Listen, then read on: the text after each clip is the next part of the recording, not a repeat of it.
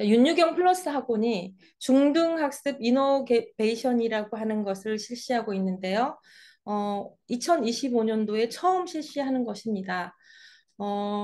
이것은 굉장히 혁신적인 것인데요. 없던 것을 하는 게 아니고 저희가 하던 것을 좀 더 강화해서 여러분들께서 중등 때 고등 학습을 할 수 있는 튼튼한 기반을 마련하기 위한 좀 더 구체적이고 밀착 관리를 할 수 있는 시스템이다. 이렇게 생각하시면 되겠습니다. 좀 더 구체적인 설명으로 들어가겠습니다. 교육이라고 하는 것은 이제 여러분들이 초등학교 때부터 점점 성장해 오고 있는데요. 어떻게 보면 여행이라고 표현하는데 조금은 긴 여행이라고 생각합니다. 평생 교육으로서 부모님들께서도 지금 끊임없이 공부하고 있는데 우리는 아마 이제 죽을 때까지 새로운 것들을 공부하고 성장하고 더 괜찮은 어른이 될 수 있도록 나아가는 과정이라고 생각합니다. 그런데 여행이라고 하는 것이 어느 날은 여장을 챙겨야 되고 그리고 내가 계획한 대로 좋은 여러 가지 경험을 쌓아야 되는데 그것에 대한 준비가 반드시 필요하다고 생각합니다. 여러분들께서 유아기에도 그다음에 초등 시기에도 했지만 중등 과정은 학습에 대한 빌드업이 필요한 시기다라고 생각합니다. 그런데 여러분들이 최근에 그런 얘기 들었을 거예요. 내신 성적이 9등급제였는데 5등급제로 바뀌고 있어. 그런데 5등급제가 되면 어떡하지? 우리 아이들이 지금 고등학교 1학년이 되는 학생들부터 내신 5등급제로 됩니다. 그런데 과연 우리 아이가 그 5등급제에 맞는 준비를 하고 있는지 좀 궁금해 하실 거예요. 그래서 어, 한편 그런 걱정도 되시고 또 하나는 초등학교 때 시험이 그렇게 변별력이 많지 않았기 때문에 과연 잘 되고 있는지 이것도 궁금하실 거고 또한 뉴스에서 보니 학업 성취도는 낮아지고 있다고 뉴스가 나오는데 그러면 우리 아이는 어, 우수하다라고 하는데 정말로 우수한지 이것도 좀 궁금하실 거예요. 그런데 이 뉴스의 내용은 사실이긴 합니다. 이제 통계에 의하면 2010년부터서 점차 아이들의 학업 성취도는 낮아지고 2017년도에 가서는 조금 더 낮아집니다. 그랬다가 2020년도 들어서는 21년, 22년이 지나면서는 코로나가 덮쳤잖아요. 그러면서 아이들이 아동기의 학습의 태도라든지 이것들을 적응해야 되는데 대부분 6개월 정도는 학습을 제대로 하지 못했고 그다음에 온라인 수업을 했단 말이죠. 그러면서 현장에서 교육받아야 될 것들이 채 연습되지 않아서 공부에 대해서 굉장히 많이 근육이 발달되지 않은 상황이다. 그것을 표현하자면 A등급의 비율이 전체 경기도 평택 남부곤역중학교에서 이 8곳에 A등급을 받던 여러분들 중학교 가면은 A등급 맞을 거예요. 그럼 A등급 맞으면 잘하지 않아?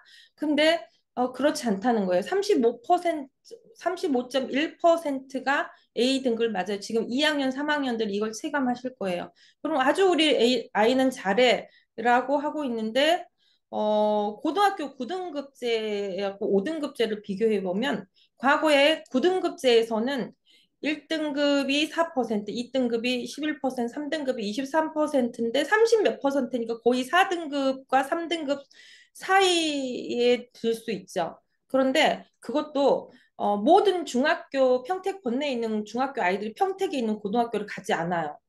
점수가 부족하는 170점 이하 친구들은 송탄이나 안중이나 안성으로 가요. 그러니까 내 꼬리가 사라진 거죠. 그 상태를 감안하지 않더라도 4등급 정도가 되면 3등급, 4등급 정도가 되면 어, 전국에 어떤 정도의 대학교를 가느냐 하면 인서울이 안 돼요. 그리고 평택대도 못 가는 그런 점수예요. 5등급제로 환산을 하면 고등학교 때는 5가지 등급을 나눠주는데 34%, 2등급 정도 되면 34%가 된다. 그러면 다시 말해서 이 정도가 되면 서울권의 대학을 가지 못한다. 경기권, 충청권으로 내려가게 된다. 즉, 다시 말해서 고등학교에 가서 2등급이 되면 인서울이 안 된다. 어디서 우리가 들어봤던 이런 대학은 도저히 갈 수 없는 상태가 된다. 이렇게 생각하시면 되겠습니다. 자, 보도자료. 기초학습이 미달된 학생들이 굉장히 폭증하고 있다. 그래서 이제 여러 가지 요인이 있어요. 경제적인 부도 많이 성취를 했고, 그 다음에 이제 대부분 가정에서는 요새 이제 상담하고 다니는 학생들 중에서는 외동이 정말 많아요. 그리고 우리 부모님 세대와 달리 아이들이 어려움을 많이 겪지 않고 자라는 세대들이죠. 게다가 여러 가지 뭐 휴대폰이라든지 컴퓨터의 등장으로써 능동적으로 책을 읽고 내가 생각을 하고 공부를 할 시간이 굉장히 많이 줄어들었기 때문에 이런 기초학력 미달자들이 많이 늘어나고 있다. 이렇게 봐야 됩니다. 그렇다면 고등학교 때는 어떠느냐? 고등학교 때는 점점 심화됩니다. 여기 보면 점점점 아이들의 그 수학 같은 경우에는 수포자가 그렇게 많이 늘어납니다. 저희 클리닉실의 피드백실의 수학 팀장님의 말씀에 의하면 지금 중학교나 고등학생들의 학력 정도, 그 학습력, 공부력을 보면은 예전에 절반 이하에도 못 미친다. 이렇게 말씀을 하세요.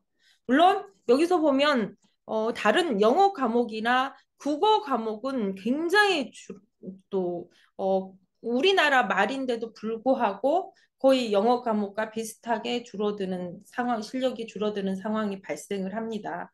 그래서 반대로 얘기하면, 기초학력 학습이 부족한 아이들이 많이 늘어났어? 근데, 첫 번째는 내가 그런 사람이 될 수도 있어요. A 그룹에 있지만. 근데 반대로 많은 친구들이 공부를 하는 공부 근육이 발달되지 않기 때문에 내가 지금부터 조금만 연습을 하면 나는 굉장히 단단하고 공부력이 발달한 아이가 될 수도 있다. 반대로. 이렇게 생각을 해도 됩니다. 자, 대입 준비는 조금 전에도 말씀드렸다시피 오랜 여행 중에서 장거리 달리기와 같다. 그런데 지금 2학년 되는 친구들도 있고 3학년 되는 친구도 있고 저희 그 이 설명회에 참여한 친구들이 있는데 여기서 보면 내신이 3학년 올라가면 199 정도 되는 친구들이 있어요. 190 정도 되면 잘 나온 A가 계속 나오는 친구들이라고 볼 수 있는데 대부분 이런 친구들이 굉장히 공부를 잘한다고 착각을 해요.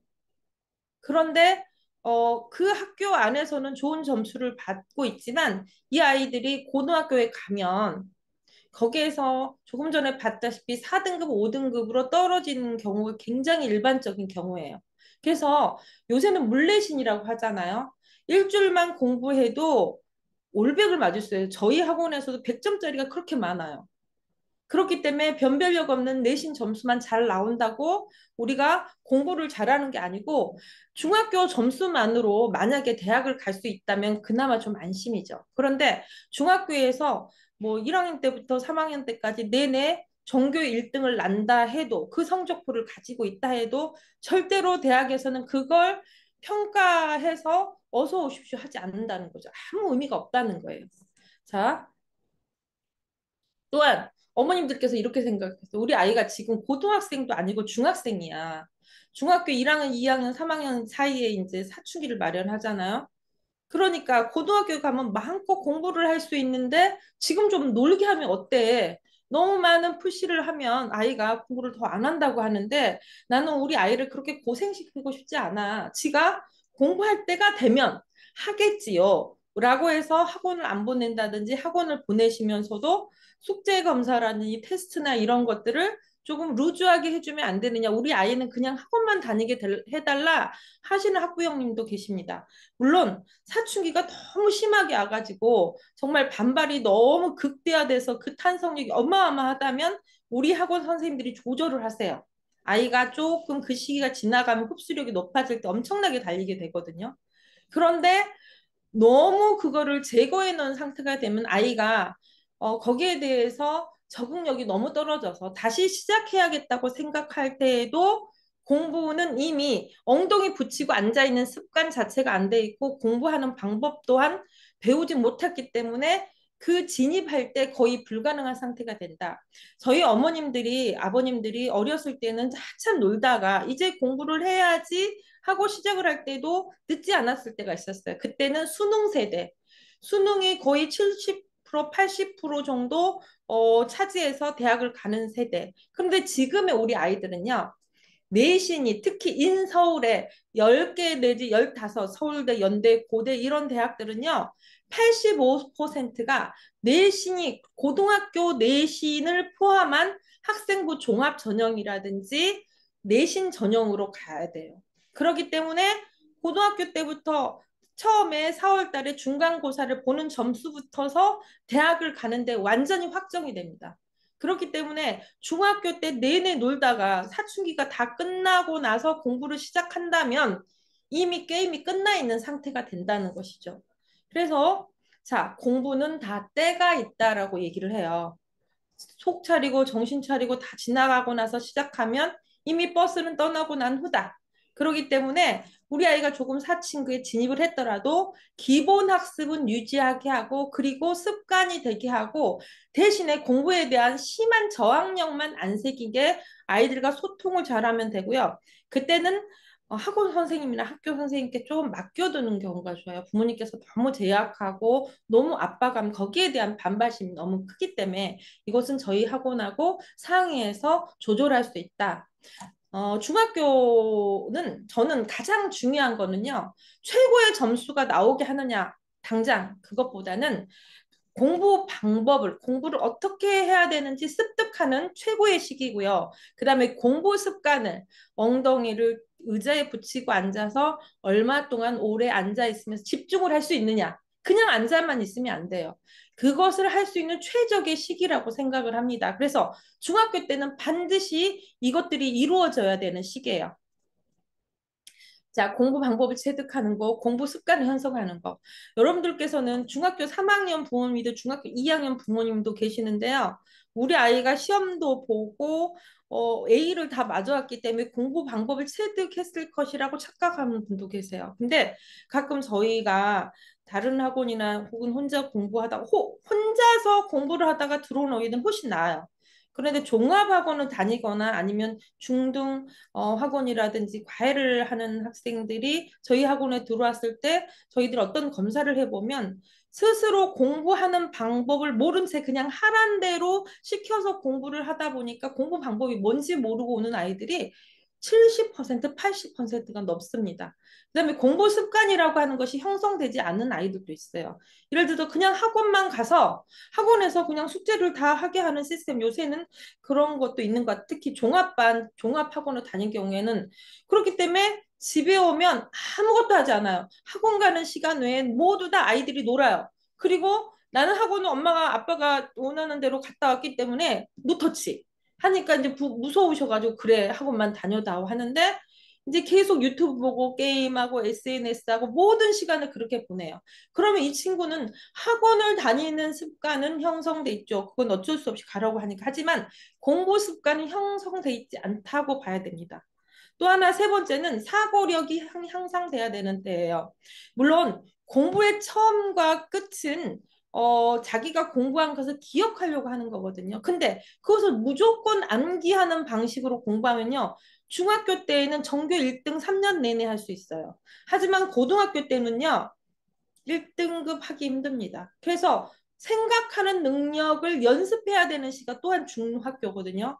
이것은 저희 학원에서 굉장히 중요하게 생각하고 저희가 트레이닝을 시켜줘야 되는 건데 이것을 잘 모른 상태로 중학교 1학년, 2학년, 3학년을 보내고 고등학교에 진입하는 경우가 있는데 그러면 아이들이 인서울할 수 있는 정도의 실력이 되지 않습니다. 그러면 방금 얘기했던 이 세 가지를 할 수 있는 것을 다시 말하면 공부력이라고 하는데요. 그럼 그 공부력을 어떻게 하면 향상시킬 수 있나요? 라고 물어보시면 저는 여기서 메타인지라는 말씀을 드리고 싶어요. 메타인지는 무엇이냐? 자, 이거에 대해서 제가 조금 말씀을 드릴게요. 자, 메타인지라고 하는 것은 자, 설명하기 전에 이렇게 고민하신 분도 계세요. 우리 애는 얘가 철들자마자 어렸을 때부터 영어 학원도 보내고 뭐 그 계산력 학원도 보내고 굉장히 학원을 한 번도 쉬어본 적이 없어. 동네도 보내고 과외도 보내고 종합학원도 보내봤어. 그런데 결론적으로 학원을 계속 보내고 숙제를 했다고 하고 학원에서는 아무 얘기도 안 하는데 우리 애 성적이 그다지인 것 같아. 같은 시간을 공부를 했는데 결과가 아쉬워. 이런 아이들도 분명히 있어요. 물론 뛰어난 친구들도 있지만 그 이유가 뭘까? 제가 이제 그것을 고민하면서 분석을 했었어요. 저희 아들이 어느 날 그런 얘기를 하는데 중학교 다닐 때 엄마, 내가 보니까 그 아이는 학원 끝나자마자 밤 10시까지 무조건 학원을 다녀. 그리고 엄마 토요일, 일요일도 학원에 있어. 그 8시간씩 계속 공부해. 그런데 그 아이는 시험을 보면 그렇게 성적이 좋지 못한데 왜 그렇지? 라고 물어본 적이 있었어요. 그래서 저도 고민을 했는데 대부분 이런 아이들은 어떤 식으로 공부를 하냐면 그 학원이나 뭐 공부방이나 과외에서 굉장히 문제집을 많이 풀어요. 저희 학원에 들어왔을 때도 이미 그 아이들은 똑같은 문제집을 3권, 4권 풀어요. 그리고 그 문제집을 푸는데 그 오답을 완전 확실하게 해결하는 게 아니라 대부분 선생님이 시간이 없거나 학원에 뭐 인원이 조금 관리가 안 되기 때문에 클리닉 전용 선생님이 없기 때문에 네가 그 틀린 것은 해답지를 보고 이해하고 이해됐지? 그럼 넘어가요. 그런 것은 바로 어떤 거냐면 아이가 알고 모르는 것에 대한 구분이 확실하지 않고 그것을 확실히 해결하지 않고 계속 문제만 풀기 때문에 절대로 실력이 성장하지 않는다는 거예요. 그리고 결국은 그냥 에어라고 얘기를 하죠. 근데 이제 암기라고 하는 것은 공부의 마지막에 돼야 되는데 공부 처음부터 암기를 하잖아. 이해가 되지 않고 암기를 하잖아. 그럼 이 아이들의 사고력은 늘어나지 않고 사고력이 늘어나지 않으면 중학교 고난도 문제하고 고등학교 때 아주 심화된 문제, 전교권이 푸는 문제, 1등급에 도달할 수 있는 문제를 풀 수 없는 상태에 가요. 아무리 공부 시간이 많아도 공부 문제집을 천 문제를 푼다 해도 근데 이 훈련이 되지 않다는 제가 연구를 했어요. 그래서 제가 그러면 이것을 어떻게 해야 되느냐 제가 고민했는데 중등 학습에 이걸 해야겠다 해서 원래 저희 학원은 고등 중심의 학원이었어요. 그래서 고등만 해야지 했는데 이 중등 아이들이 고등에 올라오려고 중3 때 왔는데 굉장히 천차만별의 오류를 가지고 와요. 첫째, 개념 학습이 제대로 돼 있지 않다. 원리를 파악하지 않고 온다. 그리고 자기가 공부를 어떻게 하는지 방법에 대해서 잘 모른다. 공부 습관이 안 돼 있다. 그렇기 때문에 중등 프로그램을 하면서는 중등 학습에 대한 프로그램을 계속 했었는데 지금 다시 와서 드는 생각은 저희 학생들이 고등학교에 중학교 때부터 올라가서 고등학교 가서 계속 하면은 굉장히 탄탄한 실력을 가지고 해마다 서울대라든지 이번에도 수의대라든지 의대라든지 이런 걸 많이 보내는데 우리 학원에서 6년 동안 계속 다닐 수도 있지만 중학교 2학년 때 올 수도 있고 3학년 때 올 수도 있는데 그럼 이 친구들은 오래 다니지 않고 적게 다녔기 때문에 너희들은 할 수 없어라고 해야 되느냐 이런 고민들을 했었어요. 그래서 그럼 좀 더 우리 학원에 들어와서 물론 올해 그 중1부터 시작한 친구는 훨씬 더 탄탄하지만 어떻게든 중학교 때 진입한 친구들은 고등학교 때 좀 높은 실력이 나올 수 있도록 프로그램을 훨씬 더 강화하자. 완전 바꾸는 게 아니라 강화하자라고 하는 회의를 하게 됩니다. 그래서 첫 번째 목표로 하는 것이 역량 기반의 학습이라고 하는 것은 학생이 내가 뭘 잘해. 나는 뭘 못해. 나는 계산을 굉장히 어려운 건 해. 그런데 더하기 빼기는 꼭 실수해. 이런 아이들도 있고요. 나는 문장제에 수학 문제가 나오면은 그것을 제대로 못 읽고 풀어가지고 틀려. 혹은 나는 국어 문제 중에서 선지를 끝까지 안 읽고 틀려. 또 어떤 친구는 어떤 문제가 나오는데 출제자 의도를 파악해야 되는데 내가 생각하는 것을 대입해서 문제를 풀기 때문에 항상 내가 푸는 게 오답일 가능성이 많아. 그거를 선생님이 가르쳐 줘야 되지만 나중에는 점점점 나는 무엇을 못하고 무엇을 잘한다를 구별할 수 있는 능력을 키워야 훨씬 더 나중에 스스로 공부를 할 수 있는 아이가 된다. 이렇게 생각을 했고요. 그 다음에 그것이 바로 생각으로 이루어져야 돼요. 그럼 이걸 어떻게 해야 되지? 하는 거죠. 단순하게 오답을 보면서 암기하는 게 아니라 왜 내가 이걸 틀렸고 이런 실수를 계속하지? 그 다음에 문제와 그 다음에 답을 가려면 그냥 답을 보고 나서 이해를 하는 게 아니라 선생님이 설명하면 그렇게가 아니라 그러면 내가 선생님이나 해답이 설명하지 않았을 때 내가 이 상태에서 이 생각으로 가려면 무엇을 실마리로 해서 이걸 가야 되지? 아, 나는 이걸 꼭 잊지 말아야겠구나. 그리고 또한 내가 풀었을 땐 이렇게 답이 나왔는데 결국은 내가 이거를 빼먹고 했구나. 그래서 이런 답이 나왔구나. 그리고 이것을 푸는 데에는 꼭 한 가지 방법만 있을까? 이게 이제 너무 그 산만하게 막 100가지 방법을 찾는 거는 그렇게 좋지 않지만 그래도 답을 찾는 게 어떤 거는 정말 3시간, 4시간을 돌아가서 하는 방법이고 어떤 거는 딱 5분 만에 풀 수 있는 문제가 있어요. 그러면 좀 더 빠르고 정확한 방법을 찾는 훈련도 해야 된다는 거죠. 이런 것들을 개념을 통해서 자기가 생각한 걸 정리하고 그것을 피드백을 통해서 오답을 복귀하는 이런 훈련을 시키자. 우리가 이제 생각을 한 거죠. 그 다음에 오답을 활용해서 실력을 점프할 수 있는 방법은 뭐냐면 틀린 문제라든 이런 것들을 그렇구나. 내가 그래서 틀렸고 다음에 하지 말아야지 했는데 놀랍게도 저희가 아이들이 그 피드백이나 이런 걸 했을 때 틀린 걸 또 틀릴 확률이 70% 이상이 돼요. 그래서 그러면 비슷한 유형을 가지고서 또 아이들이 그것에 대해서 완전 클리어가 됐는지 저기가 확인하게 되는 거죠. 그래서 이 시스템을 통해서 실수를 반복하지 않고 본인이 확실하게 그것을 성장했는지 확인하는 시스템을 좀 더 강화하자. 가지고 있는 프로그램에서 이렇게 생각을 하게 된 겁니다. 자, 이것을 무엇이라고 하면 자, 제가 조금 전에 메타인지 얘기를 했었죠. 메타인지 얘기는 조금 이따가 제가 결론을 낼 텐데 하나 중요한 것을 생각을 하게 돼요. 뭐 영어 단어나 이런 것들도 아이들이 계속 테스트를 하고 책을 한 권 떼고 막 그래요. 근데 정작 뭐 3개월만 됐어도 마치 호수가에 물이 지나간 것처럼 아무 흔적도 없고 뭐 10%, 20%도 남아있지 않은 경우를 많이 발견을 했어요. 시작은 사고력이고 생각하는 능력이지만 나중에는 저장 능력도 가야 되거든요. 그게 대부분 뭐 치대나 의대 학생들이 수학 문제를 잘 푸는 게, 그 아이들이 대학 가서 도움이 되느냐? 아니에요. 책이 그냥 백과사전만 한 것들을 아이들이 다 자기 머릿속에 이제 잊지 않으려고 노력을 해야 되거든요. 그런데 여기서 보면 시간이 지나갈수록 이걸 헤르만 에밍하우스의 망각속 곡선이라고 그러는데요. 자, 인지하고 나서 자기가 이해를 했어. 아, 그렇구나. 이렇게 해야지 하고 나서. 근데 시간이 점점 지나가요. 1일차가 지나가요. 일주일차가 지나가요. 3주차가 지나가요. 한 달이 지나가요. 그러면 그때 알았던 것의 80%, 90% 점점 소실이 돼요.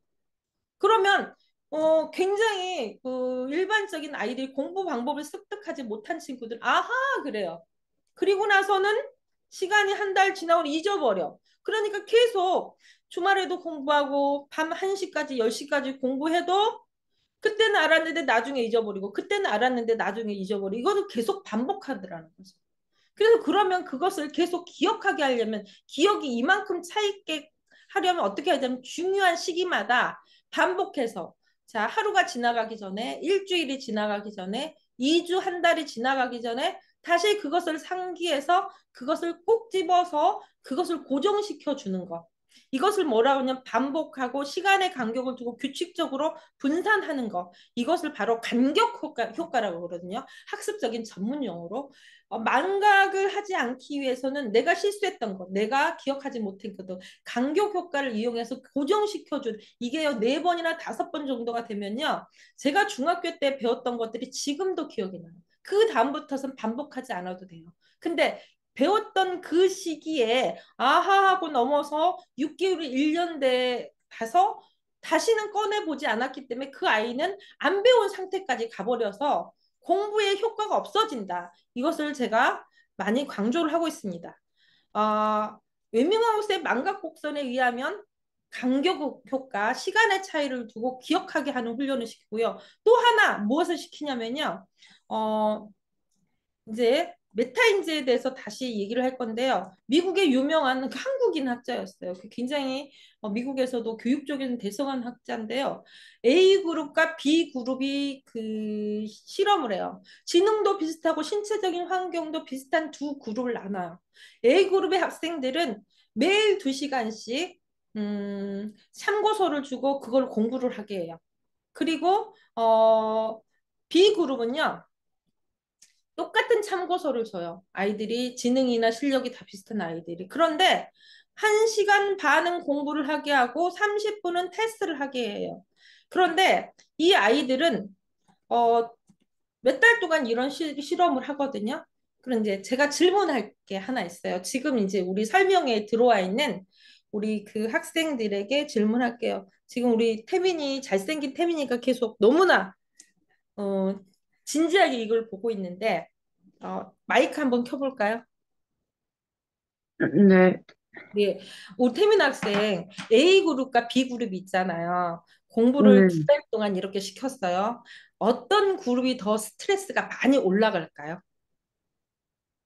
어, A그룹일까요? B그룹일까요? 내내 참고서를 주고, 너는 공부해 하고, B그룹은, 30분은, 공부하지 말고 너 테스트를 해. 그랬어요. A그룹이 더, 스트레스가 올라갈까요? 네, 시험을 볼 때 스트레스 힘들어요? 안 힘들어요? 계속 공부하는 것보다는 그래도 자기가 잘 음. 공부하고 있는지, 이미 여러분들은 제가 의도한 바와 다른 대답을 태민이가 했거든요. 태민이는 이미 메타인지가 뭔지 알고 메타인지에 대해서 굉장히 긍정적으로 생각하는 거예요. 자, 이제 마이크 꺼도 돼요. 일반적인 친구들은요, 시험을 보라면 너무 싫어해요. 왜냐하면 내가 모르고 있다는 걸 알면 안 돼. 내가 나한테 알면 안 되고요. 선생님도 알면 안 되고요. 우리 엄마들도 알면 안 돼요. 그렇기 때문에 하고 나서 시험을 보면 극도의 스트레스에 시달려요. 근데 태민이처럼 내가 이걸 체크해야지 하는 것은 기본적으로 공부라고 하는 게 뭔지 아는 친구들이에요. 자, 두 번째로 또 질문해 봅시다. 우리 태민이 말고 다른 친구들이 들어와 있는데 우리 학생 중에 누가 있을까요? 얼굴을 안 보여요. 어, 혹시 자기가 마이크 켜줄 수 있는 친구 있어요?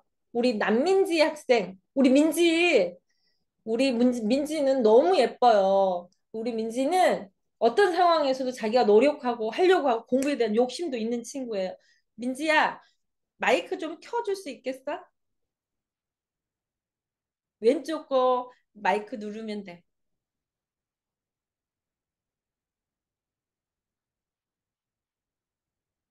잠시 기다립시다. 우리 민지가 준비할 수 있도록. 눌렀어요? 왼쪽 아래에 그 마이크를 누르면 돼요.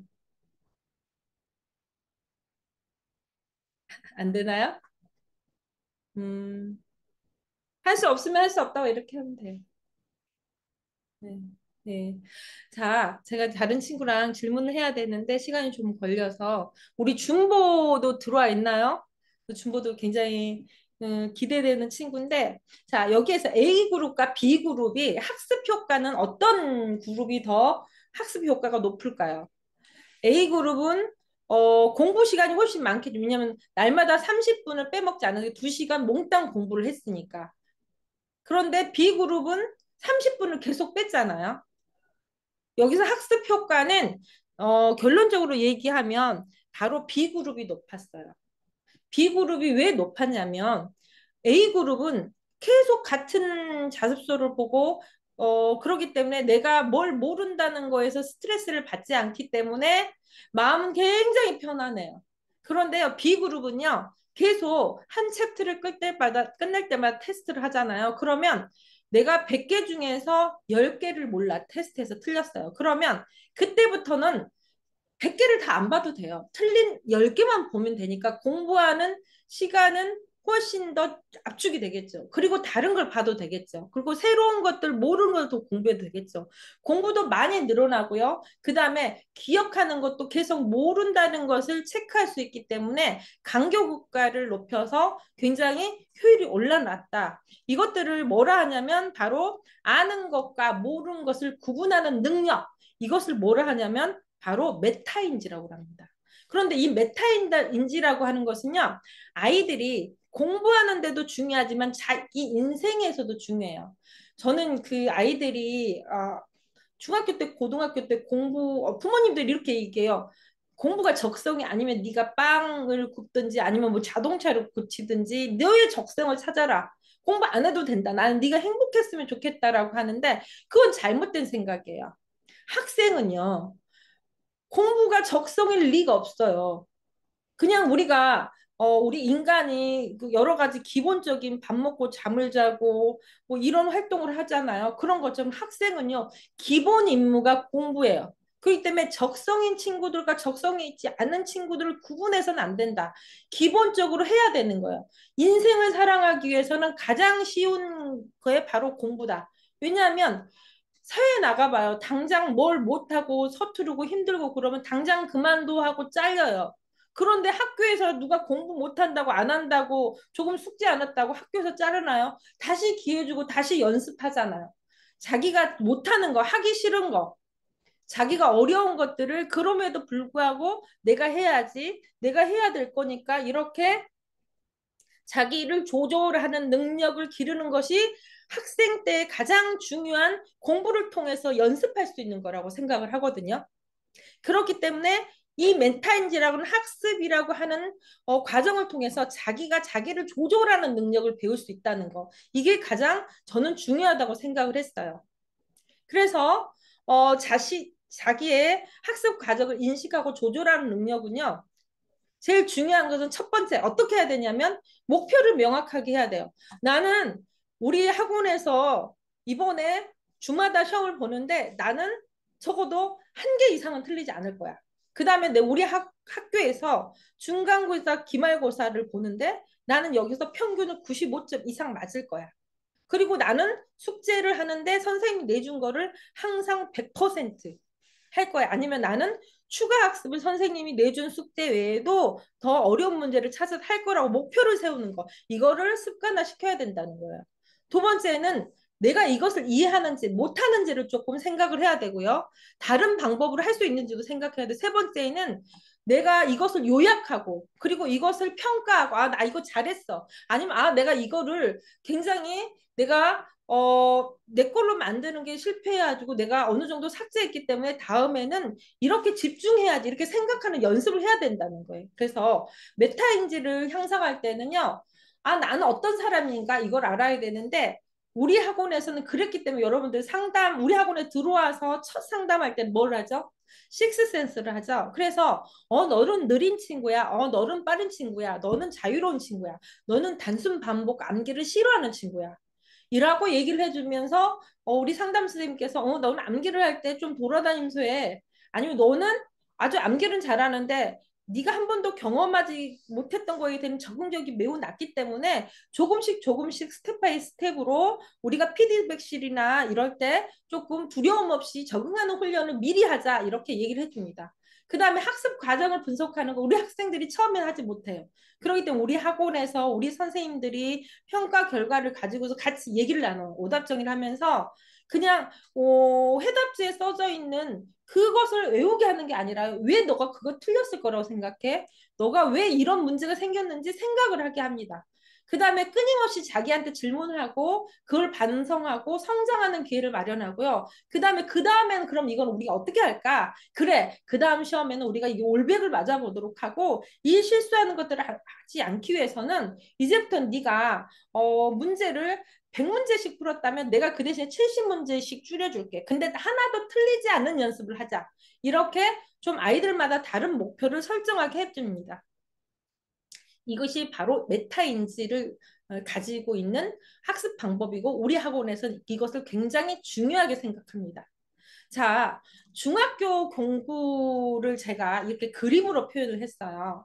저는 중학교 공부가 굉장히 중요하다고 생각해요. 지금 요 1단계 이 공부가 중등의 공부라고 생각합니다.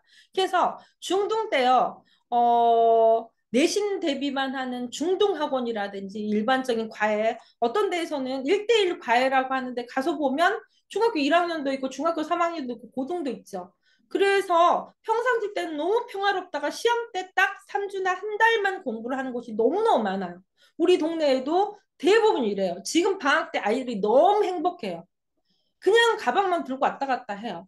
그렇기 때문에 시험 때 공부를 굉장히 적은 양을 해놓고 기초는 텅텅 비어 있어요.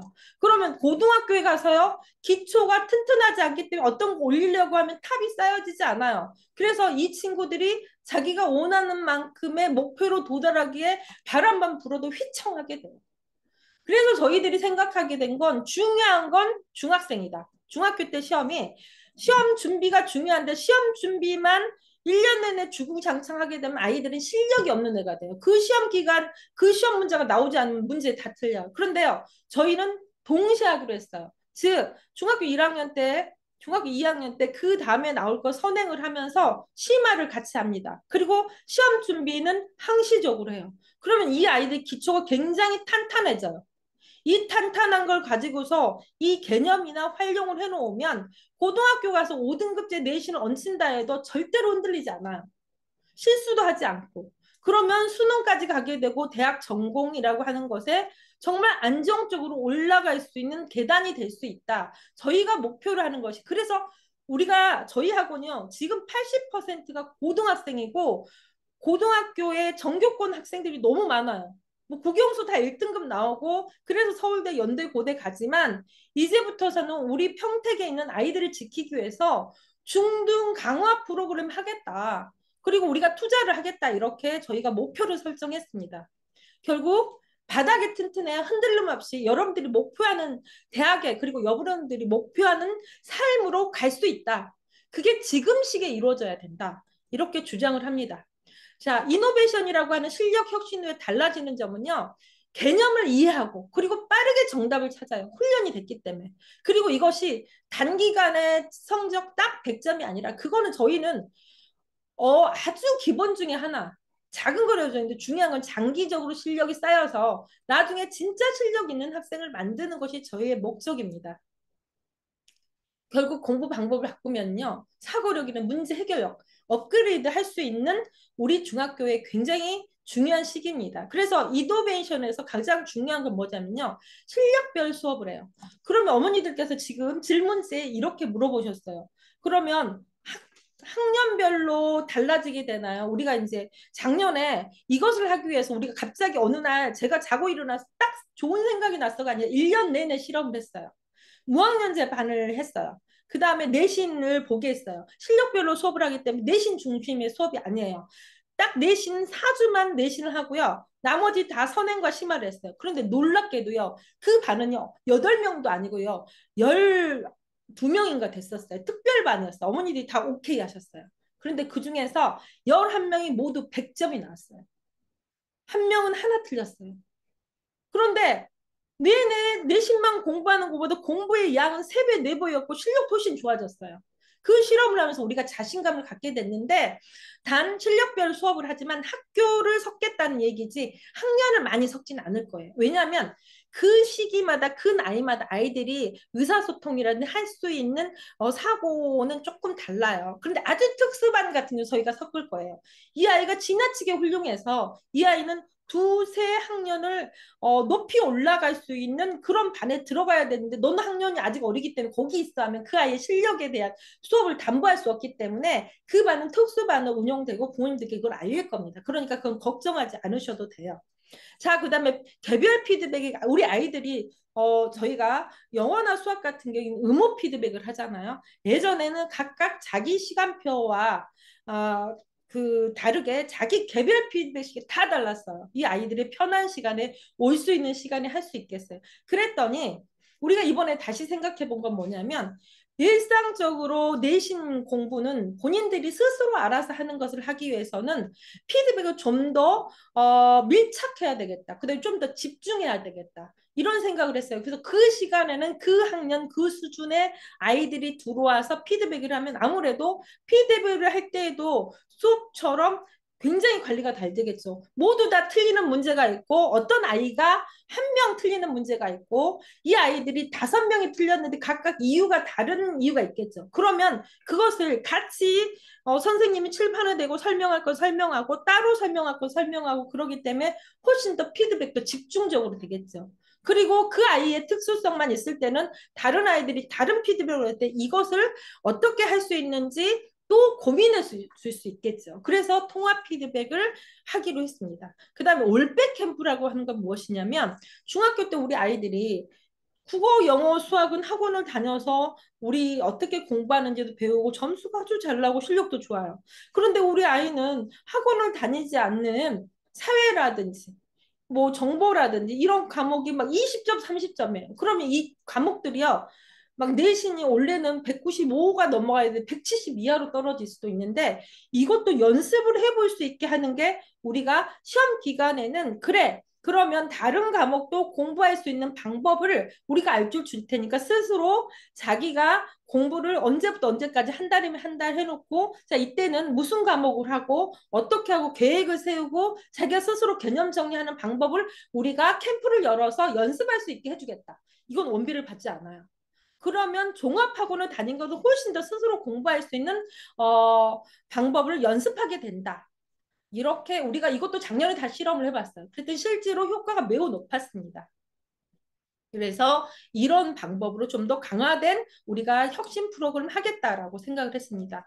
이거 같은 경우는 저희가 스공 캠프 때 스스로 공부하는 아이들이 이렇게 계획표를 짜서 자기가 어떤 공부를 하겠고 모든 학원을 다니지도 않겠죠. 국어, 영어, 수학, 과학을 우리가 하니까. 그런데도 그럼에도 불구하고 여기에 자기가 어떤 공부를 하겠고 이렇게 다 밥 먹기까지 다 써져 있어요.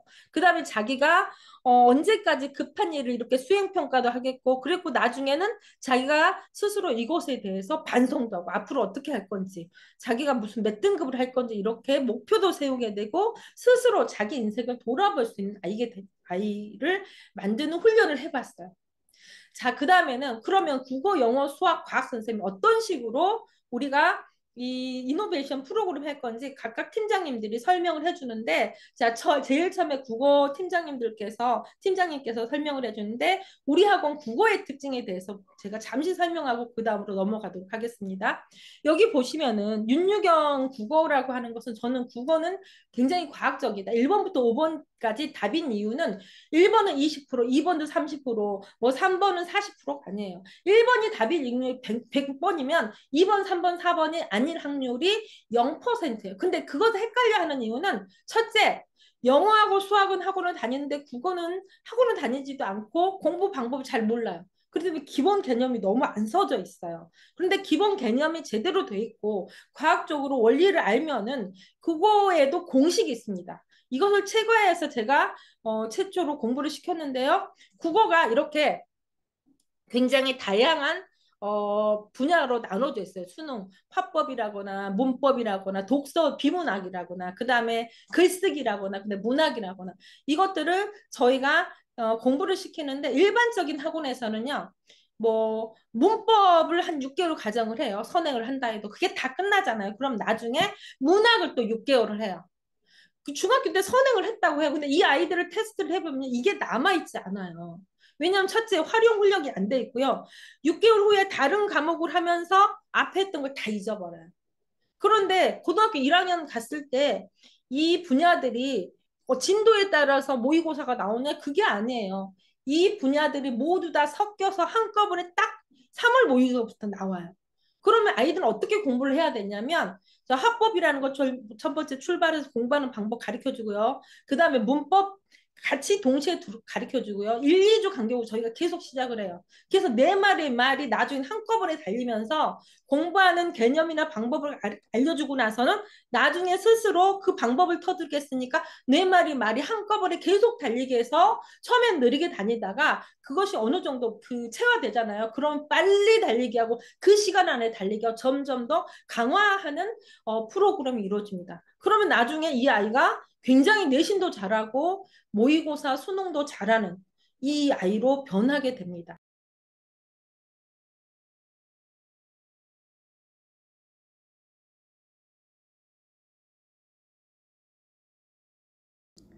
안녕하세요. 윤유경 학원 국어과 팀장 박숙희입니다. 평택에서 국어 과목의 최강자라고 자부하고 있는 윤유경 학원의 중등 국어 프로그램에 대해서 말씀드리겠습니다. 단순 암기식 학습으로 중학교 내신 시험을 잘 보다가 고등학교에 들어가 어려움을 겪는 학생들이 많이 있습니다. 윤유경 학원의 프로그램은 내신 시험뿐 아니라 고등과정의 실력을 갖추기 위한 수업을 진행합니다. 평상시에는 고등 선행과정으로 국어 실력을 키우면서 학교 내신 기간에는 본격적인 학교별 맞춤 내신 관리에 들어갑니다. 학교 내신에서 직접적으로 다루어지는 파트는 고등 선행 시에도 병행하여 수업함으로써 중등학습과 고등학습을 연결합니다. 고등과정의 기초와 토대를 마련하기 위한 수업 진행을 좀 더 구체적으로 설명해 드리겠습니다. 국어는 파트별로 교재를 나누어 통합적으로 진행합니다. 개념, 문학, 어휘 파트는 고등문학의 필수 개념과 어휘를 익힐 수 있는 수업입니다. 중1, 2는 국어 개념 완성, 만화로 읽는 고전시가, 고사성어 3권의 교재를 통해 기초 개념을 배우고 문학 작품에서 낯선 개념이 어떻게 드러나는지 학습합니다. 중세 국어로 표시되어 읽기도 어렵고 내용 파악도 힘든 고전 시간은 처음 고등학교에 진학해서 가장 어려워하는 부분입니다. 만화로 읽는 고전 시가를 통해 한시, 향가, 소교, 시조, 가사 등의 어려운 작품을 쉽게 접할 수 있게 합니다. 중3은 고등 교재인 백인의 지혜 시리즈 중 문학편으로 좀 더 깊이 있는 수업을 진행합니다. 필수 개념이 고등 내신이나 수능에서 어떤 식으로 구현되고 있는지 확인하고 이를 적용합니다. 문학 작품의 내용이나 주제를 알아도 개념과 어휘를 알지 못하면 문제 접근이 어렵습니다. 다음에 문제 예시를 한번 살펴볼까요? 자, 1번 작품의 A에서 E 중 대상과의 거리감을 환기하면서 시상을 집약시키고 여운을 남기는 것을 고르시오. 국어 개념을 학습하지 않은 학생들은 대상과의 거리감을 환기한다는 것이 무엇인지 알지 못합니다. 시상을 집약시키는 것을 어떻게 알 수 있는지, 여운을 남기는 표현 방식이 무엇인지도 모릅니다. 국어 개념을 익혀야 이러한 문제에 접근할 수 있습니다. 2번 문제, 본문과 보기 작품에서 공통적으로 나타나는 표현법을 통해 나타내려는 상황이 무엇인가? 역설법, 점층법, 연세법, 반어법, 시적 허용, 풍자해약 또는 추상적 관념의 구체와 객관적 상관물 등의 다양한 표현 방식의 개념을 알아야 합니다. 뿐만 아니라 그것이 작품에 어떻게 드러나고 있는지를 파악할 수 있어야 합니다. 그 표현을 통해 화자의 정서를 직접적으로 드러내는 것인지 간접적으로 드러내는 것인지 정서를 강조하는 것인지 빗대어서 비판하려고 하는 것인지를 파악할 수 있어야 합니다. 3번 문제도 한번 볼까요? 나에서 우물을 바라보는 화자의 태도로 적절한 것은 1번 애상적, 회의적, 관조적, 자조적, 성찰적. 애상적의 애는 사랑할 애가 아니라 슬플 애입니다. 슬퍼한다는 뜻이죠. 화자가 우물을 바라보면서 느끼는 정서를 알고 있어도 문학 어휘를 모르면은 정답을 알 수가 없습니다. 다음으로 문법 파트를 살펴보겠습니다. 중등 문법에서 심화된 고등 문법까지 다루는 수업을 합니다. 암기할 것이 많다고 느끼기 때문에 많은 학생들이 문법을 어려워합니다. 배울 학은 이루어지는데 익힐 습이 이루어지지 않아서 어렵다고 느끼는 것입니다. 수업 시작 전에 백지 테스트와 누적 테스트, 재테스트를 통해서 학습을 체화시키는 방식으로 진행합니다. 자, 그 다음 독서 파트와 모의고사 파트는 중3에서 이루어집니다. 고등교재인 백인의 지혜 독서는 중학생이 처음 진행하기에 많이 어려운 교재입니다. 길고 어려운 지문을 이해하기 위해서 단계적 학습을 해야 합니다. 처음에는 문장 읽기부터 연습합니다. 주어를 찾고 서술어를 찾는 연습을 합니다. 그 후에 문장 읽기를 합니다. 문맥을 읽고 문단을 읽는 연습을 통해 글 읽기로 나아갑니다. 내용을 파악하고 전개 방식을 파악하고 글을 통해 추론하고 정보 간의 관계를 파악합니다. 모의고사 3점짜리 가장 어려운 보기를 활용하는 문제도 연습합니다. 그 후에 주제별 실전 독해 연습을 합니다. 인문, 사회, 과학, 기술, 예술 각 파트의 지문을 읽고 상위권을 가르는 독서 문제 해결력을 키웁니다. 고등 모의고사는 45문제를 80분 안에 푸는 고도의 집중력을 요하는 시험입니다. 고등학교에 진학하여 3월에 처음 모의고사를 접해본 학생은 큰 충격을 받게 됩니다. 중학교 내신 100점을 맞았다고 해도 평균 이하의 점수가 나오는 것이 비일비재합니다. 문학, 독서, 문법이 어우러진 어려운 시험을 시간 안에 푸는 것이 쉽지 않습니다. 우리 윤유경 학원은 12문항의 쉬운 고1 기출문제를 20분 안에 해결하는 연습을 하게 됩니다. 중학교는 고등학교를 대비하는 시기입니다. 학교 내신과 더불어 고등 과정의 기본을 닦고 학습력을 키울 수 있는 윤유경 학원은 최선의 선택이 될 것입니다. 감사합니다. 안녕하세요. 윤유경 학원 수학팀장 최지훈이라고 합니다.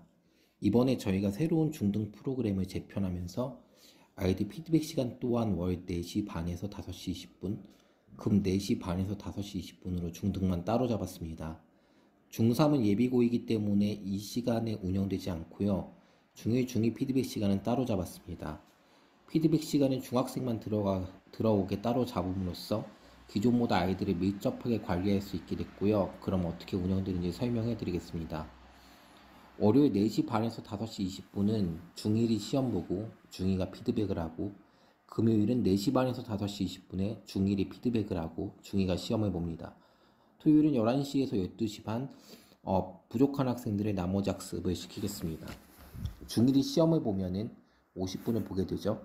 공통시험지와 노트를 내게 됩니다. 그럼 월금 사이에서 네모닉이라는 스캐너 프린트를 이용해서 여기 보이시죠? 오답을 포스틱으로 붙입니다.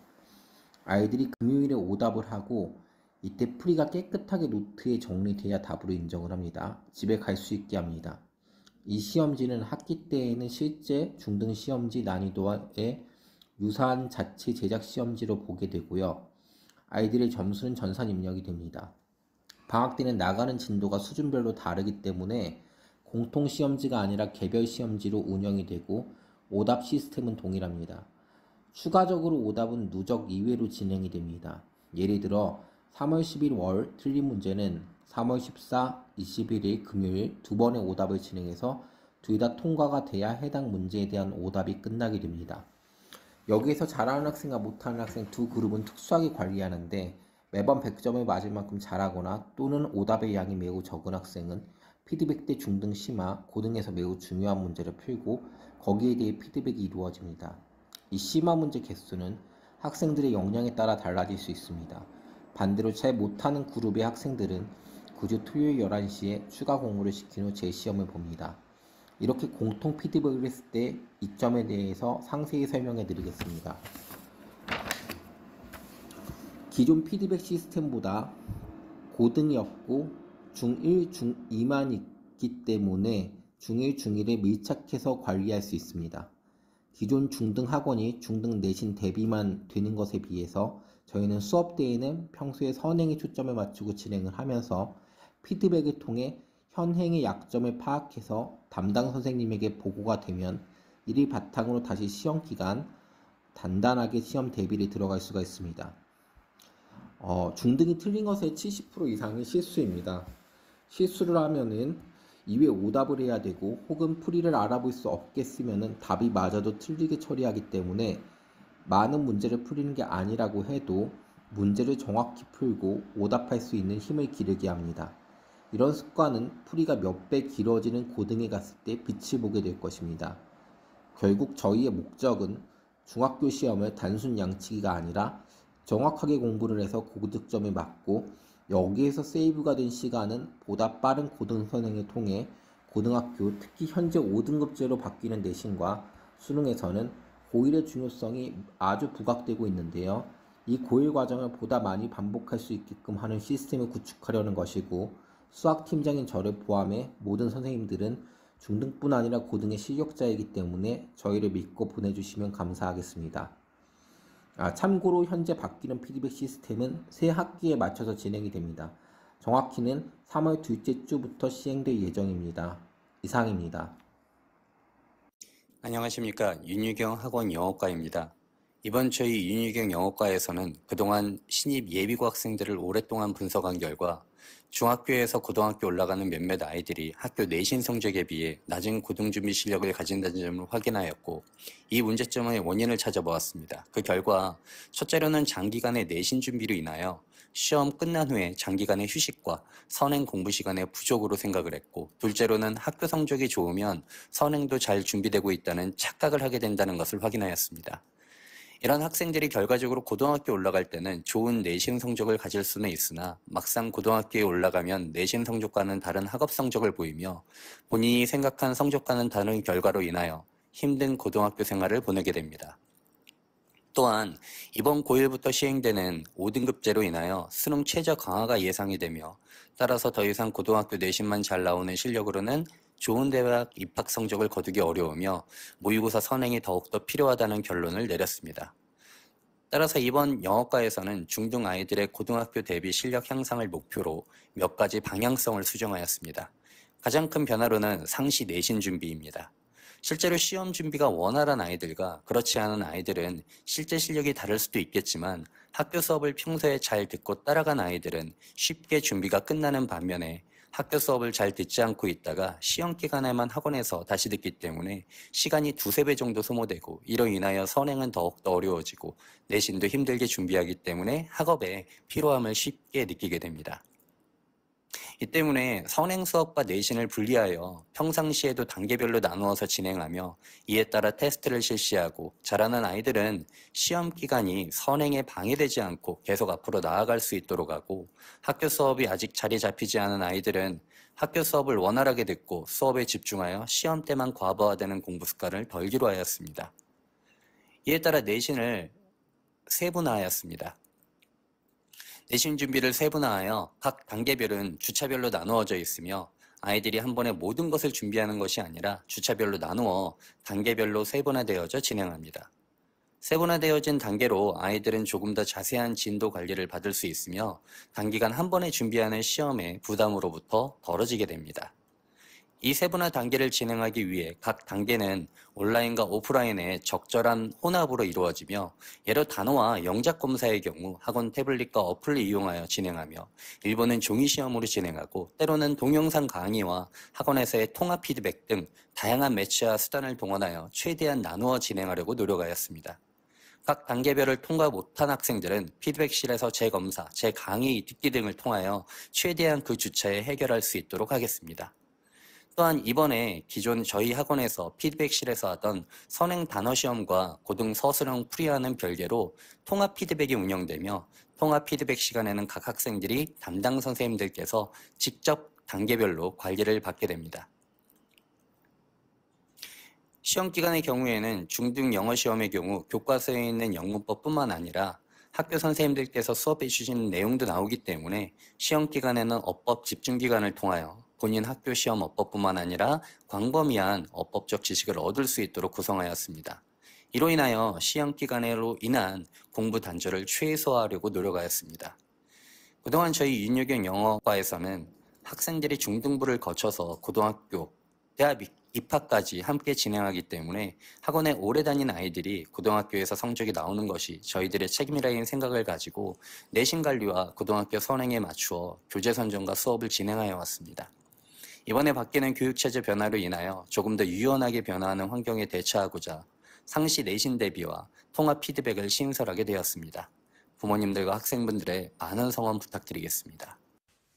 안녕하세요.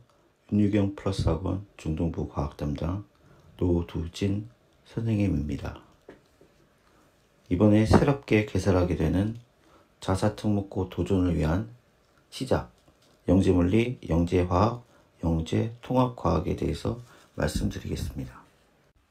바뀐 입시에서는 단답형 문항 축소, 창의력과 서술형 문제 확대, 문제풀이 과정에 대한 평가가 확대되어 심화된 과정이 필요하게 되었습니다. 그래서 이번 강좌를 준비하게 되었습니다. 이번 강좌의 특징은 이런 학생들에게 적합합니다. 자사 특목고에 관심이 있는 중학교 1, 2, 3학년생,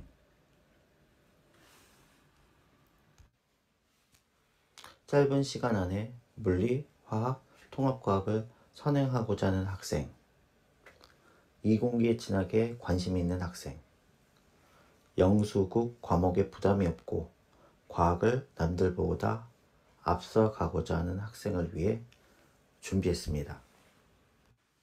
각 수업은 4개월 과정이며 내신 기간에는 2주간의 대비 수업을 제공합니다. 과정을 입문함으로써 전국적인 경쟁에 첫걸음을 내디딜 수 있으며 나의 위치와 목표 설정의 폭을 넓힐 수 있습니다. 안녕하세요, 학부모님. 과학강사 김민정입니다. 윤유경 플러스 학원의 중등부 과학 커리큘럼에 대한 설명을 시작하겠습니다. 먼저 2022 개정 교육과정에 반영된 2028학년도 대입 수능에서는 과학 탐구 과목이 제외되고 고등학교 1학년 때 배우는 통합과학이 수능 과목으로 채택되었습니다. 이 변화로 인해 학생들의 과학 실력은 내신을 통해 더욱 중요하게 평가될 것입니다. 뿐만 아니라 기존의 절대평가 과목들이 5등급 상대평가로 전환되면서 학교 시험이 더 어려워질 가능성이 큽니다. 즉 내신의 변별력이 더욱 커지고 있기 때문에 이에 대한 대비가 필수적이라고 볼 수 있습니다. 그렇다면 고등학교 과학 내신을 대비하는 가장 확실한 방법은 무엇일까요? 바로 중학교 과학을 탄탄히 다지는 것입니다. 고등학교 과학은 중학교 과학의 연장선이기 때문에 중학교 개념이 부족하면 고등학교에서 심화 개념을 이해하는 데 어려움을 겪게 됩니다. 따라서 중학교 개념을 확실히 익혀두면 자연스럽게 고등학교 개념과 연결되면서 학습 부담이 줄어들게 됩니다.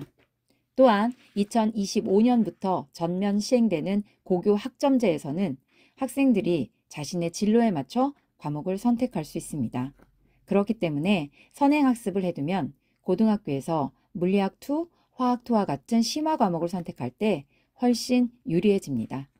결국 내신과 대입에서도 경쟁력을 갖출 수 있게 되는 것이죠. 자, 그럼 이제 화면을 보면서 구체적인 커리큘럼을 살펴보겠습니다. 윤유경 플러스 학원은 내신 대비와 선행학습을 병행하는 방식으로 학습을 진행합니다. 이렇게 학습했을 때 어떤 장점이 있을까요? 첫째, 개념을 더 깊이 이해할 수 있습니다. 선행학습을 통해 개념을 미리 익히고 내신 대비 과정에서 이를 복습하게 되면 더욱 탄탄하게 이해할 수 있습니다. 둘째, 학습 부담이 줄어들게 됩니다. 학교 진도보다 앞서 학습하면 내신 대비 기간에 여유가 생겨 시험 준비를 더 체계적으로 할 수 있습니다. 셋째, 문제 해결력이 향상됩니다. 선행학습으로 개념을 익히고 내신 대비 과정에서 심화 문제를 반복적으로 풀면서 문제 해결 능력을 키울 수 있습니다. 넷째, 규칙적인 학습 습관이 형성됩니다. 정해진 계획에 따라 선행과 복습을 반복하면서 자기주도 학습 능력을 키울 수 있습니다. 이러한 장점을 바탕으로 이번 중등부 시간표를 개편했습니다. 학생들의 실력 향상을 최우선으로 고려하여 내신 대비와 선행학습을 효과적으로 병행할 수 있도록 구성했는데요. 표를 보시면 장기 커리큘럼이 내신 대비와 선행학습을 균형 있게 포함하고 있는 것을 확인하실 수 있습니다. 1, 2월, 7, 8월 방학 기간에는 선행학습을 집중적으로 진행하고 학기 중에는 내신 대비와 선행학습의 비율을 조절하여 시기에 맞게 학습할 수 있도록 계획되어 있습니다. 다음으로 커리큘럼의 기본 원칙을 설명드리겠습니다. 첫 번째, 내신 대비 기본 원칙입니다. 학기 중에는 선행학습을 병행하지만 시험이 시작되기 4주 전부터는 내신 대비에 집중합니다. 자체 제작된 시험 대비 교재를 활용하여 개념 정리, 기본 문제, 실전 문제, 기출문제, 예상 문제 순서로 학습하고 오답을 철저히 분석하여 같은 실수를 반복하지 않도록 지도합니다. 또한 실험 문제 및 서술형 문제 연습을 병행하여 시험 범위 내 모든 내용을 완벽하게 대비합니다. 둘째, 선행학습 기본 원칙입니다. 한 학기에서 한 학년까지 진행하는 선행학습은 내신 대비뿐만 아니라 고등학교 학습까지 대비할 수 있도록 구성된 맞춤형 과정이라 볼 수 있습니다. 저희 학원에서는 복합형 선행학습 커리큘럼을 활용하여 개념이의 30%, 문제풀이 50%, 심화학습 20%를 단계적으로 진행합니다. 먼저 개념서와 자체 교재를 활용하여 핵심 개념을 익히는 과정으로 시작합니다. 개념을 탄탄하게 다진 후 기본 문제풀이를 통해 개념을 적용하는 연습을 합니다. 이후 응용 및 심화 문제풀이를 진행하며 문제 해결력을 강화시킵니다. 배운 내용을 완벽히 소화하기 위해 백지 테스트를 통한 복습 및 피드백을 진행하며 오답이 발생한 부분은 오답 노트를 정리하여 보완 학습합니다.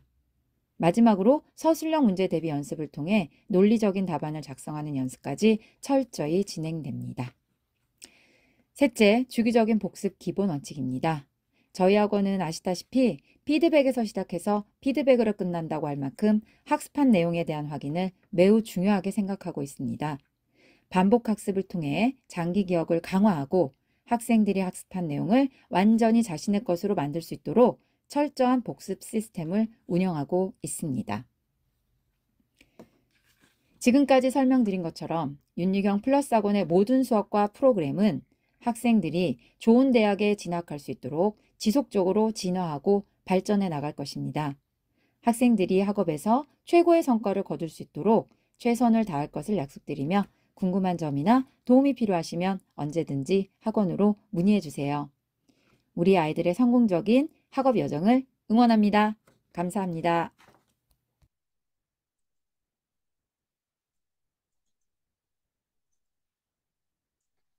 네, 지금 1시간 10분 정도 이제 러닝타임이 지나가기 때문에 마무리를 제가 좀 빨리 하도록 하겠습니다. 어, 질문은 이거 다 끝나고 해주시고요. 그 다음에 이제 프로그램 중 하나가 국어 독서 논술 프로그램이 있다. 그래서 올해 런칭을 했는데 지금 학생들이 수업을 하고 있는데, 자, 대부분 뭐 종이책을 읽으면 독해력이 8배가 높아진다고 그래요. 디지털로 아이들이 게임을 하거나, 유튜브를 많이 보는 아이들에 비해서 종이책을 읽는 아이들의 지능 발달은 여전히 계속되고 있다고 하고요. 그다음에 AI 시대, 요새는 AI 뭐든지 물어보고 리포트 쓰고 논문도 쓰는 시대죠. 생각하는 아이는 생각을 통해서 그 생각, 능동적인 생각이 독서를 통해서 이루어진다는 거 어디까지나 부모님들 꼭 기억해 주셨으면 좋겠고요. 책을 읽는 것은 사람의 뇌 안에 이미 생리적, 인지적으로 돌이킬 수 없는 변화가 일어났다. 저는 중등 1학년, 2학년, 3학년 과정에서는 반드시 이것도 함께 수업도 중요하지만 생각을 해주셨으면 좋겠습니다. 그래서 저희 입시 변화는 논구술, 뭐 서술형 강화되고요. 그 다음에 문장 연습이 필요합니다. 그래서 독서는 굉장히 고등학교 가서도 필요한데 중학교 때 이 습관을 들여야 되고 특히나 독서량과 수능 성적을 봤을 때 첫 번째 문학 같은 경우에는요. 0권을 읽었던 친구하고 11권 이상을 읽었던 친구하고 무려 20점 이상 차이 나요. 그 다음에 독서 그 비문학 교양 서적을 읽었던 친구도요. 굉장히 뭐 17점 이상 차이가 납니다. 즉 독서를 중학교 때 했던 친구들이 나중에 마지막 성적도 가장 높은 어느 학원을 다녔더니 높은 성적이 나왔다. 그래서 공부의 기준은 바로 독서나 국어에서 시작한다 생각해서 국어 문해력이나 배경 지식, 독서 습관을 확립하기 위해서 굉장히 중학교 1학년, 2학년 때 논술과 국어 수업이 필요하다. 그래서 이것들을 마련하는데 생각하는 능력 있는 아이로 성장하는 이런 프로그램 하고 있고요. 윤유경 학원은 수능 1등급이나 수능 만점을 만든 경험이 있는 학원으로서 여러분들께서 중등부터서 아이들을 이런 프로그램을 시행한다면 좀더 튼튼한 실력의 아이로 성장할 수 있다. 작년 안에 제가 우연하게 통계를 봤더니 전교 1등이 무려 40명이에요. 그런데 뭐 한 과목 1등뿐만 아니라 국영수 1등이 많잖아요. 그 다음에 뭐 평고 같은 경우 세 과목 이상 1등급인 아이들도 있고 이렇게 길러진 학생들이다. 자, 고등학교 같은 게 1등급이 99명이나 됐어요.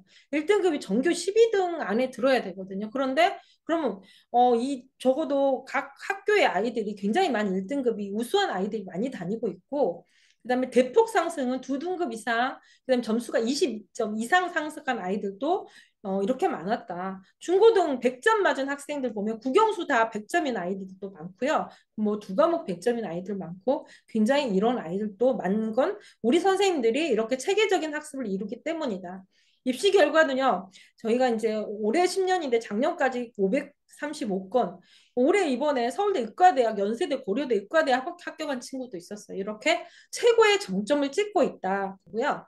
그다음에 구체적인 그 시간표 개편은 각각 선생님들께서 어머님들께 전화나 문자를 통해서 연락을 드릴 겁니다. 자, 그다음에 인원수에 대해서 많이 고민하실 거예요. 예전에 저희가 4명으로 시작을 했거든요. 근데 지금 8명이 됐어요. 그러면 2분의 1이 떨어졌냐? 그게 아니라 저희는 그것을 아까 통합 프로 피드백이라든지 밀착 관리라든지 이것을 위해서 좀 더 시간을 효율적으로 쓰겠다. 어차피 실력이 비슷하거나 빠르기가 비슷한 아이들은 같이 가르치는 게 훨씬 좋고요. 반대로 실력이 다른 아이들을 나눠줘야지. 저희 학원은요, 선생님이, 정규 선생님이 37명이에요. 그 다음에 뭐, 채점하시는 알바 선생님, 뭐, 수능 1등급 선생님들, 휴학 중인 의과대학 선생님, 한의대 선생님 들어와 있는 경우가 있는데요.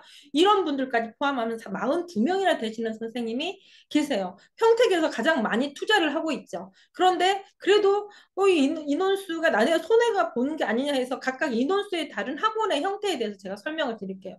여러분들이 가장 많이 하시는 게 요새 1대1 과외를 하는 게 우리 아이가 못 쫓아가니까 그게 낫겠다고 하는데요. 사실은요. 1대1 과외가 가장 숨겨져 있고 그 선생님이 어떤 경력을 가지고 있고 어떤 프로를 알 수가 없는 경우가 많아요. 그 다음에 1대1 과외를 해줄 수 있다는 건 무엇이냐? 그 선생님 그 정도 그만큼 시간이 널널하다는 거잖아요. 인기가 있는데 어떻게 한 명만 가르쳐줘요.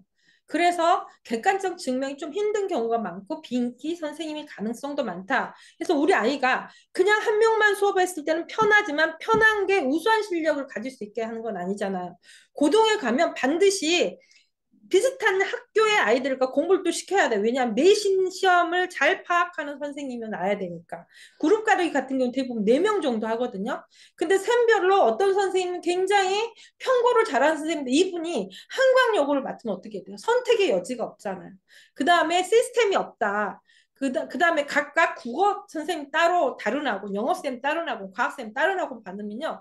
이 아이들은 총체적인 관리가 안 돼요. 결국 이 아이는 대학을 가기 위해서 어떤 우리가 고민을 하고 총체적으로 고민해야 되는데 각각 그냥 학원을 다니게 할 뿐이다. 라고 하는 거. 그다음에 제일 위험한 건 1대1 수업이라고 다녀요. 근데 가서 보면 중1도 앉아있고 고3도 앉아있고 근데 어머니들은 끝까지 1대1 수업이라고 굳게 믿는 분이 계세요. 예를 들어 이 아이가요. 2시간 수업을 하면요. 실제로 개념을 수업을 받을 수 있는 거 4명으로 나눠야 되면 30분밖에 수업을 안 하는 거. 나머지는 다 자습이다.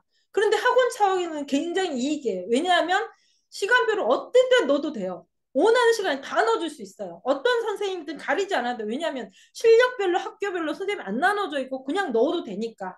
그런데 실제로 우리 아이들은 가장 많이 손해를 보는 학습의 형태다.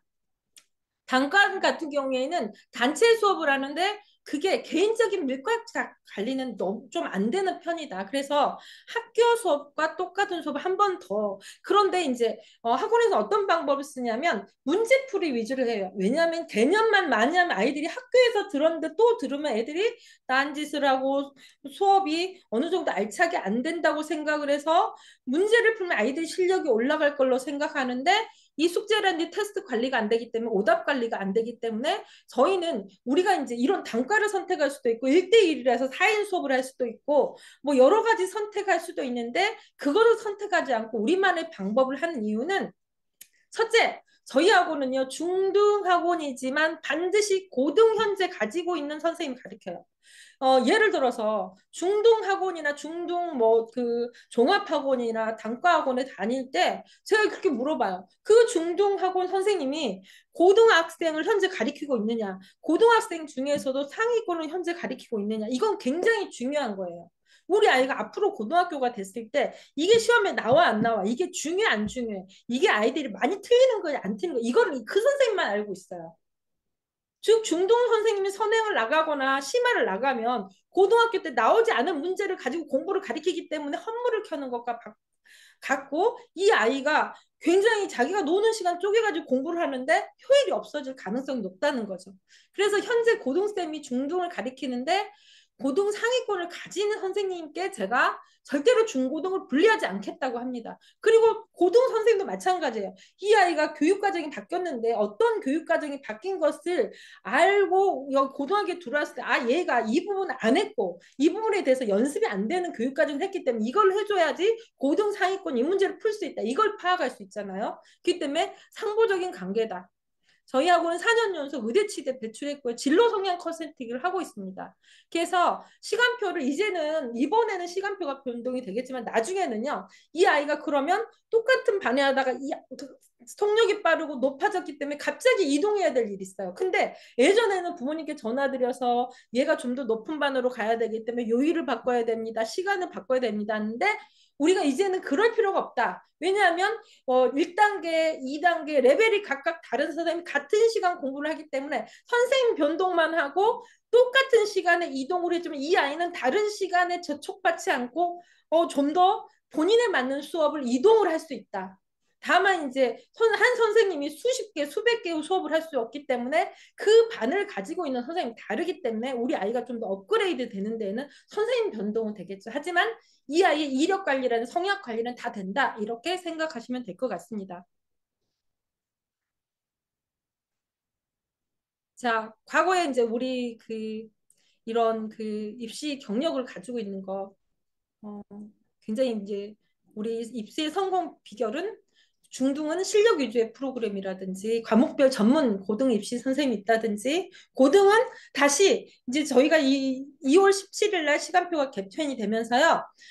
우리 아이들은 고등은 반대예요. 학교별로 다시 헤쳐모여야 합니다. 왜냐하면 내신 시험은요. 평고다, 뭐 비전고다, 신앙고다 이것을 아주 잘하는 선생님, 뭐 국어면 국어, 수학이면 수학 이 선생님께 다시 가야 돼요. 그래야 그 수업에 대해서 정통하고 가장 꿰뚫을 수 있는 그 노하우를 가지고 있기 때문에 그래서 고등 1학년도 마찬가지로 그 학교별로 다시 시간표라든지 선생님 이동이 있습니다. 이게 굉장히 다른 학원에서는요. 학원 선생님이 한두 명밖에 없는데 그게 안 돼요. 근데 우리는 얼마든지 가능하다. 저희 학원에 개설된 과목은 국어, 영어, 수학, 과학, 논술 컨설팅이 있습니다. 이런 프로그램들이 다 올인원으로 진행된다. 대학을 가기 위한 전략이 선생님들이 함께 논의하고 원장도 특히 의치약 특목 이럴 때는 참여를 한다 이렇게 생각하시면 됩니다. 자 이제까지 제가 설명이 어느 정도 마치려고 하는데요. 우리 아이들은 놀랬어요. 각 국어, 영어, 과학 선생님이 들어와서 저렇게 많은 걸 한다고? 어머 나는 이제 천국이 끝났구나 이렇게 생각하는 친구들도 있어요. 그런데 이렇게 생각하세요. 남과 똑같이 한 걸 가지고서 열심히 했다. 나는 좀 더 우수해져야지. 이거는 사실은 양심이 없는 거죠. 내가 좀 더 우수하고 싶고 좀 더 나은 미래를 위한데 남과 달라야 되고 남과 더 많이 해야 돼. 단 무리하지 않게 아이들이 소화 흡수할 수 있게 우리가 프로그램을 구성한다. 그 다음에 좀 마감을 하면서 이제 여러 가지 변화나 변동 때문에 이런 얘기를 할 거예요. 긍정적인 사람은요 이렇게 한다 저렇게 한다 했을 때 할 수 있어 오케이 가보자 시도는 해봐야지 이렇게 생각해요. 근데 부정적인 사람은요 그럼 놀 시간 없겠네. 그럼 우리 애가 너무 힘들겠네. 그러면 벌써부터 질리겠네. 그러면 이렇게 생각하는 건 아무것도 할 수 없다는 거. 이거 조금 말씀드리고 싶고요. 저는 무엇보다도 저희 학원이 개원한 지 올해가 10년째가 돼요. 그런데 사실은 리노베이션 프로그램을 하는데 이것이 완전히 다른 게 아니라 초창기에 제가 개원하기 전에 국어 수업을 했던 거 전교권 그리고 굉장히 많이 우수한 대학을 보는데 그 노하우를 가지고 좀 더 세련되게 좀 더 이것들을 갖고 와서 꾸준하게 이어왔다는 거. 그래서 저는 이 꾸준함이야말로 모든 것을 이길 수 있는 노하우라고 생각을 합니다. 장시간 동안 이렇게 저희 설명회에 참여해 주셔서 감사합니다. 또 궁금하신 내용 미처 이렇게 질문하시지 못한 내용들은 문자라든지 소감에 주시면 저희 데스크에서 성실하게 답변해드리도록 하겠고요. 또 설명회를 듣지 못하신 부모님께는 저희가 이거를 유튜브로 링크를 보낼 테니까 특히 이번 중등은 굉장히 심혈을 기울여서 저희가 지속적으로 한 번 하는 게 아니라 계속 할 거예요. 그렇기 때문에 조금 들어주셨으면 감사합니다. 그러면 자, 이것으로 저희 중등 이노베이션 개혁 프로그램에 대한 설명회를 마치도록 하겠습니다.